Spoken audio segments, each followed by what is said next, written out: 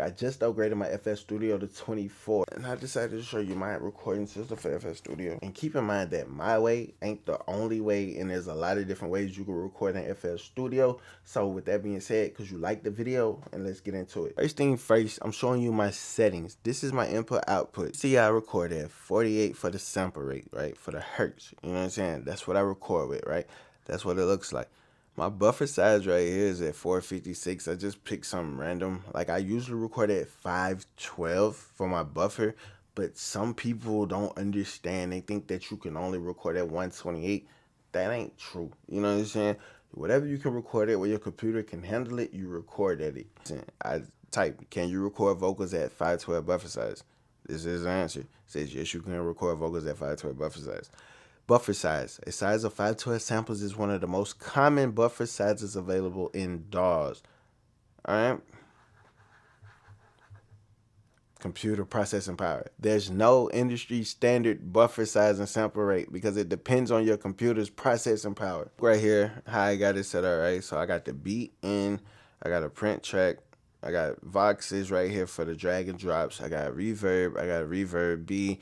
I got a delay and I got a deep vox, right? So I got pretty much basic effects on my sends. So when I record, I can hear my reverb. I can hear the delay, hear the deep vox if I want to hear it. And you might be confused about the print track, but I print because I don't like using my console back and forth. So what you don't understand, so it's like in the console, UAD console, right? Whatever you put on these inserts right here and you select UAD record, those effects are going to be recorded onto the vocal when it goes into the DAW, recreating what it would be like in a studio. So if you're recording through a Neve or 2-Tech LA2A SSL console, that would be printed on the vocal, right? But if you want to monitor, it will be on monitor. But in FL Studio, I just created a print track. That's my record track. So if I don't want to record with none of these on or whatever like that, I would go over here and I just choose external input only. Like I can move that back and forth. It's completely up to you on how you want to do it. But me personally, I print my autotune and I record through a channel strip. That's just me, all right? And I can hear my reverb. So like if I turn this on, yeah, I got hear reverb and I hear reverb, hit delay. You know what I'm saying? Hear all that. All right, and I can just turn those off and adjust those as I need. And I'm using Metatune for the time being. And you see I'm not having no latency issues whatsoever. When I'm talking, it's reacting. You see? Like, look at the fader and look at me talk. Like, it's all there. Like, no latency whatsoever. All right? All right, so of that. So you see I got the beat in here. One thing I like to do for the beat is put the beat on grid, right? So that's one thing about it. We got to put the beat on grid. It's kind of hard for you to see right here. So what I'm going to have to do, I'm going to have to turn this up so we can really see the file and like zoom in so we can really see the file. So when we go up here, we see this little dead spot right here, like right here. The beat is not going to be completely on the grid. So we have two ways we could do this. Like I could double click on the beat, right? And I can go to trim and I can move that, right?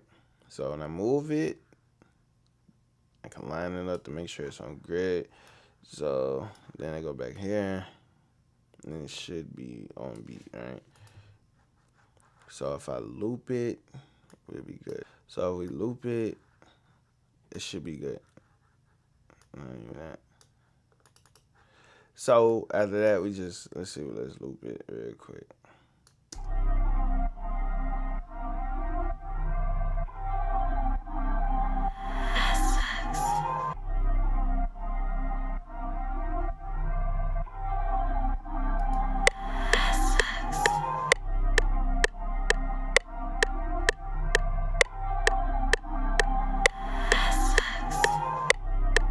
So it's on beat, right? So we good. So after I got the beat on the grid, this is what I like to do. I like to turn down like the gain staged beat.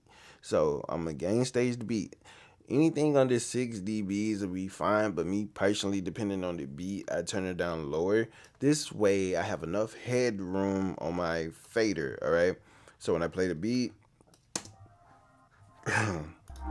so look.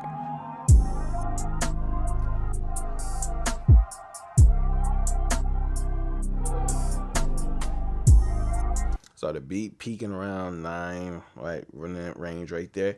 So now when I record my vocals, right, my vocals don't have to be that loud, right? But they're coming off loud. So when I mix and I'm turning things up, if I need to turn the beat up, I turn the beat up. I don't have to worry about fighting against the beat to turn the beat down and all this other stuff. Is like I can record my vocals to where they have enough headroom. That's me personally. That's what I like to do. And that's what I would recommend to most people is like you want to make sure you get your levels good. See, because my levels, I'm not clipping. I'm staying in the green down here in the green. That's good for me. As you can see, I'm recording through the UAD Avalon, right? The 737. This is a Spark plugin, right? Native plugin, right? You don't need a UAD console or Apollo Twin to use this. So, and I got my own custom preset pack for the Avalon. You know what I'm saying? Yeah, so that's in there.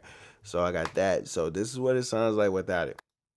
So this is my vocals, everything without that being on. But then when I turn it back on, you hear that vocals full, vocals like, yeah, we ready to go. With that being said, the only thing to do is to record. Yeah. Hey, I just hit a low hole from Miami. Caught her lacking in the city. Caught her lacking in the city. She said her boyfriend been trippin'. Her boyfriend been acting different. She said her boyfriend been trippin'. Been acting different. Hit a low hole from Miami. Caught her lacking in the city. Caught her lacking in the city. Caught her lacking in the city. Caught her lacking in the city. Caught her lacking in the city.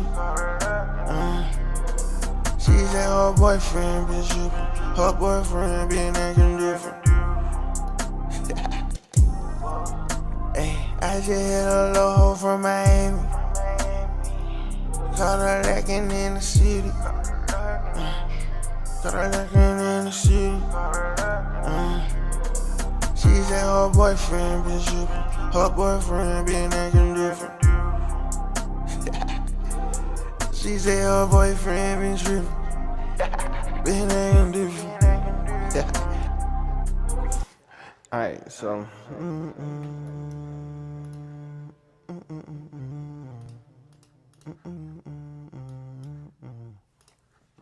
alright, so look. Then when you done recording, you can turn those off on your print track if you want to talk or whatever like that. But it's completely up to you on what you want to do. You can put your hook lead here, your verse here, leads, whatever. You can add more tracks depending on whatever you want to do. If you want to drag and drop, you can go and rename and just stay organized on how you want to do certain things because it's completely up to you on what you want to do. So like a lot of people that use FL, you have custom presets and stuff like that. So let's see, like if you just want to record through the print track, put a custom preset on the print track, all you do is just go and you load a preset, right? Any preset that you want on there, you'll be good to go. That's why I made it the way I made it. It's pretty much empty. It's up to you to add what you want to add, right? So like if you want a done toliver preset, or if you got presets for reverbs, delays, you know what I'm saying, deep voices, like little autoboard format shifting plugins, you know what I'm saying, harmony engine, stuff like that, like good presets for those. You can put those on there and you can use those as sends, or you can put those directly on the vocal. It's completely up to you.